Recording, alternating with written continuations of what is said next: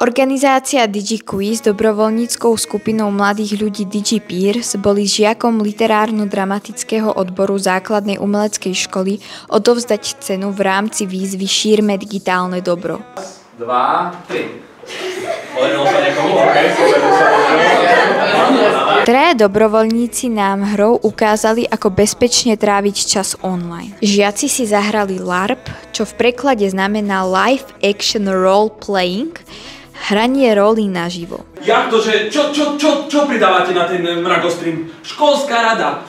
Účet školskej rady a pridáte zosmiešňujúce fotky učiteľov. Témou LARPu bolo nájsť viníka v triednom kolektíve, ktorý zneužil súkromné fotky v online priestore. Áno, je to ona! Je potreba v dnešnej dobe šíriť medzi mladými ľuďmi hrozby internetu? Určite áno, tá potreba tu vždy bola, aj vždy bude.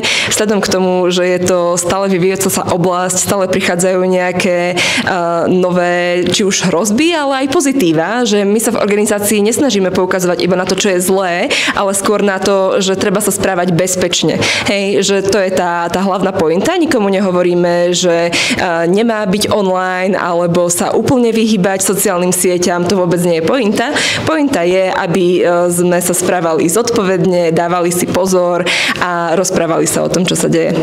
Ako sa vám páčil dnešný LARP? Veľmi som sa na neho tešila, aj sa mi veľmi páčilo, pretože som vedela, do akej skupiny ideme, že vy ste literárno-dramatický krúžok, ja som sa naozaj veľmi tešila. Tieto skupiny sú najlepšie, aj sa mi to potvrdilo.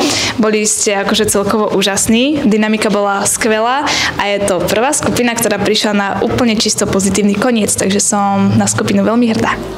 A veľmi sa mi páčil, lebo vaša skupina bola veľmi zohratá, aj keď možno veľa z vás nebolo tak znali v tejto hre, ale to, ako ste to previedli, bolo veľmi dobré.